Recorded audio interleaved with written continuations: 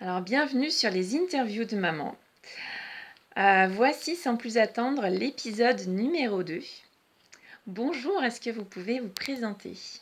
Bonjour, merci de m'interviewer. Donc, je m'appelle Julie Cordier, j'ai 38 ans, j'habite à Lyon dans le 6e et je suis maman de 2 jumelles qui s'appellent Alix et Charlie qui ont 2 ans et demi. D'accord. Alors, quelles sont vos activités favorites avec vos filles que vous faites ensemble? Alors, vu qu'on habite à Lyon dans le 6e, pas très loin du parc de la Tête d'Or, on va très souvent au parc de la Tête d'Or parce qu'elles adorent les animaux, donc on passe pas mal de temps devant les cages des petits singes. Sinon, on les emmène aussi pas mal au parc, toboggan, jeux d'eau avec la fontaine. Et en ce moment, on est beaucoup dans les cache-cache. On se cache, on crée des cabanes, on se cherche, voilà. Alors, en tant que maman, quels conseils donneriez-vous à une future maman?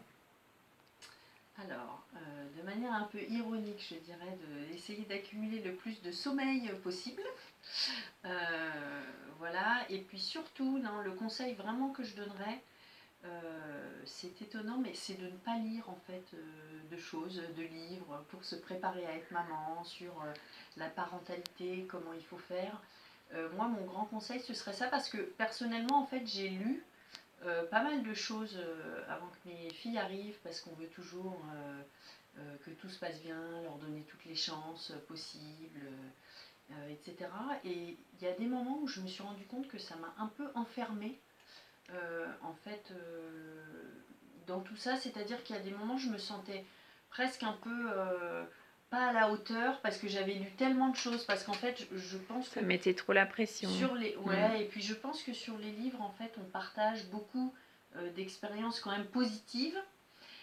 Et que du coup, la réalité d'être maman, il n'y a pas que des choses positives, il y a des moments où c'est compliqué. Voilà, donc le vrai conseil, ce serait un peu de faire au feeling en fait. Parce que chaque enfant est différent. Et moi, j'ai des jumelles que j'élève pareil, qui ont le même âge, mais qui sont complètement différentes. Donc en fait, avec elles, j'adapte deux types de parentalité différentes par rapport à leur caractère, en fait, tout simplement. Alors, c'est bientôt les vacances pour vous? Oui. Est-ce que vous avez prévu de partir en famille? Oui, alors on va faire un grand voyage parce que mon mari est franco-américain.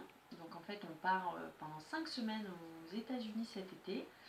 Parce que du coup, nos filles sont franco-américaines. Donc moi, je trouve que c'est très intéressant pour elles qu'on cultive un petit peu ce lien parce qu'elles vivent toute l'année en fait en France.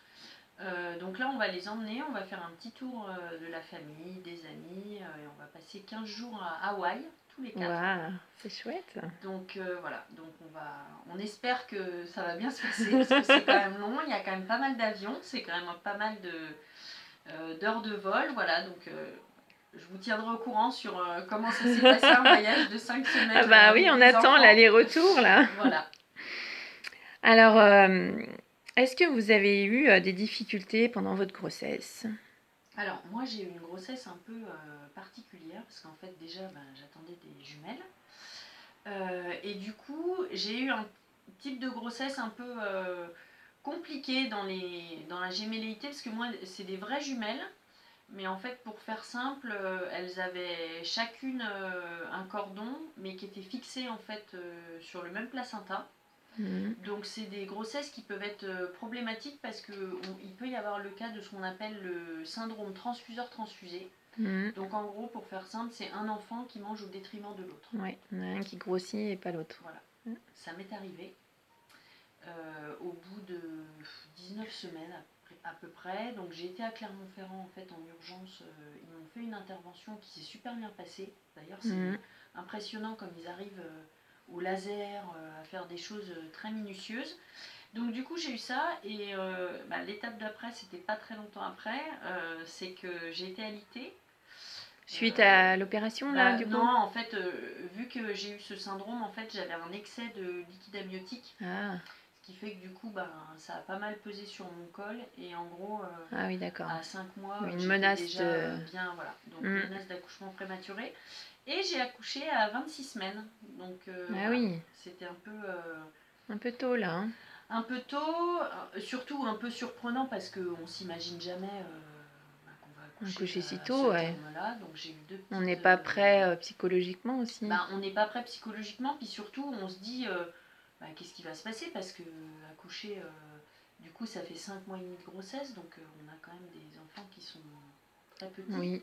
Mm. Et vu qu'en plus j'en avais deux, elles étaient encore plus petits que quand on a une grossesse classique, j'ai envie de dire, avec un seul enfant, qu'on accouche à 5 mois et demi, c'est déjà compliqué. Mais là, ouais. Donc moi, nous, elles étaient toutes petites. On en avait une qui faisait 620 grammes et l'autre 840. Donc on a passé 3 mois et demi en néonate au HFME à Bron. Et franchement, c'est vraiment pareil. C'est incroyable tout ce qu'on arrive à faire. En fait, on les a... Ben, les jours passent, jour après les autres. Ils grandissent petit à petit, Voilà, c'est ça. prennent de la force. Comme des petites plantes en fait. Ouais. On s'en occupe. Donne de l'amour. On donne de l'amour, on fait ce qu'on peut. Et puis voilà, maintenant on a deux enfants qui sont en pleine forme, pleine de vie. Voilà. Alors, comment faites-vous pour lutter contre la charge mentale qu'entraîne le rôle de maman? Je sais pas trop si je lutte en fait vraiment contre la charge mentale. Je crois que j'essaie surtout, comme toutes les mamans, de faire avec. Et du coup, en fait, j'essaye quand même de me trouver pas mal de temps pour moi. C'est-à-dire que j'essaye quand même assez souvent d'aller...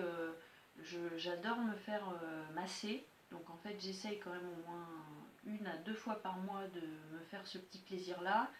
Et puis, vu que je travaille en fait de la maison à mon compte, je suis quand même assez flexible. Donc, je fais quand même un peu de sport. Et puis voilà, j'essaye de prendre un peu du temps pour moi. Alors, c'est pas toujours facile, mais j'ai essayé en fait quand j'ai eu mes enfants de me dire, en fait vu qu'en plus j'ai eu des jumelles, je me suis tout de suite dit il faut que je m'organise. En fait l'organisation est la clé. Donc du coup je suis bien organisée, donc des fois je me bloque en fait des plages où je me dis bah voilà, souvent la semaine quand elles sont à la crèche, où je me dis bah voilà par exemple cette demi-journée là c'est pour moi, je vais faire des choses pour moi.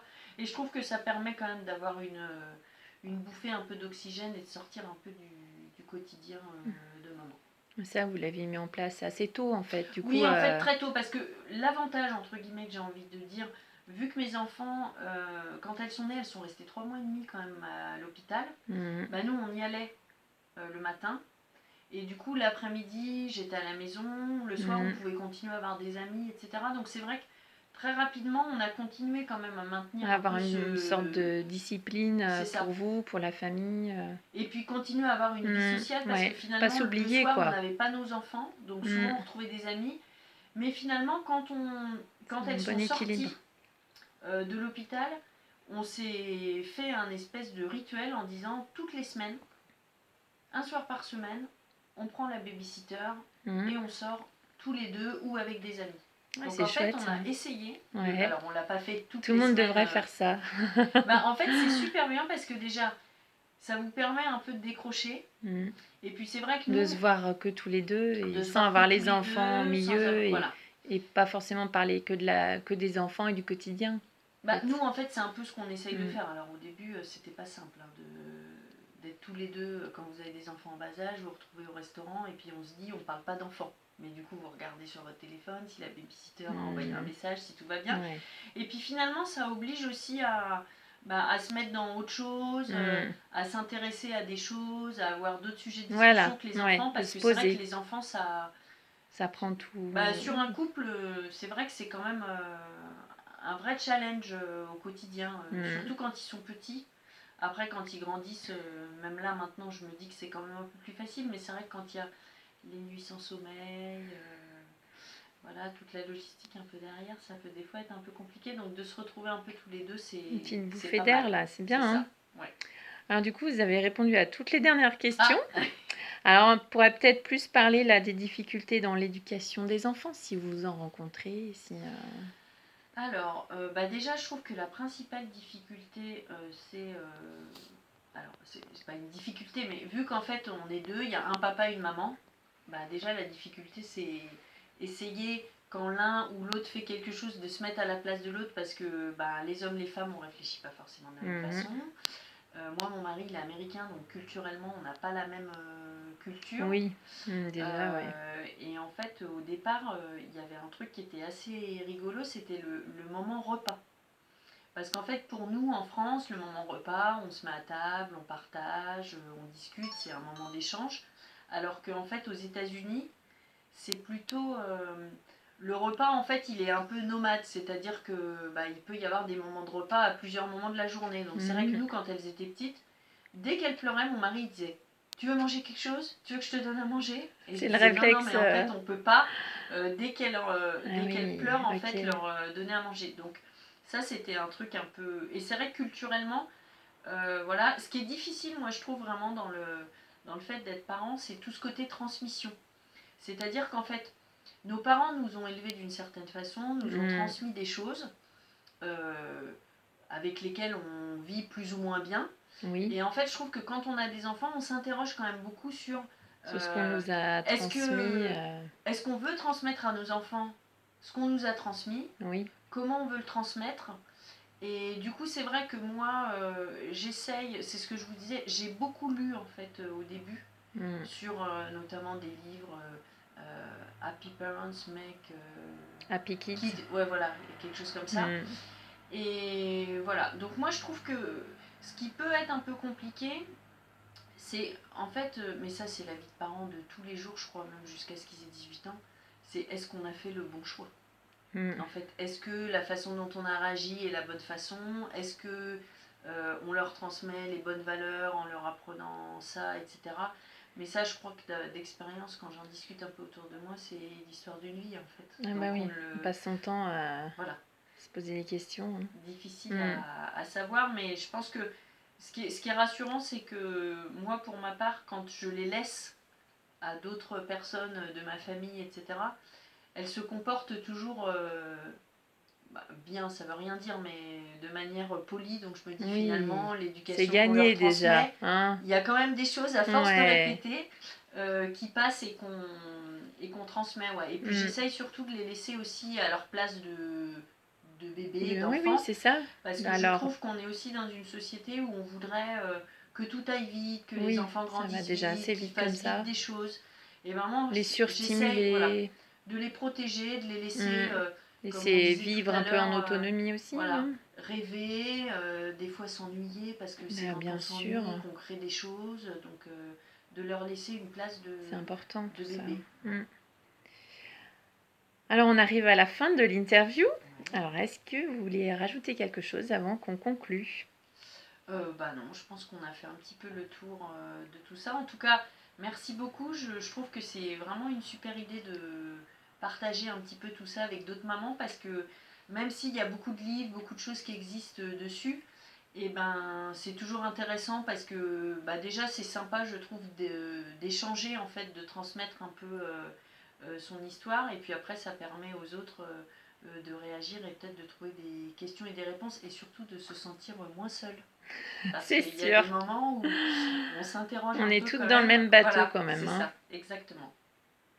Bah, je vous remercie. Je vous souhaite une bonne journée. Puis on se retrouve très vite pour un prochain épisode. Au revoir. Au revoir.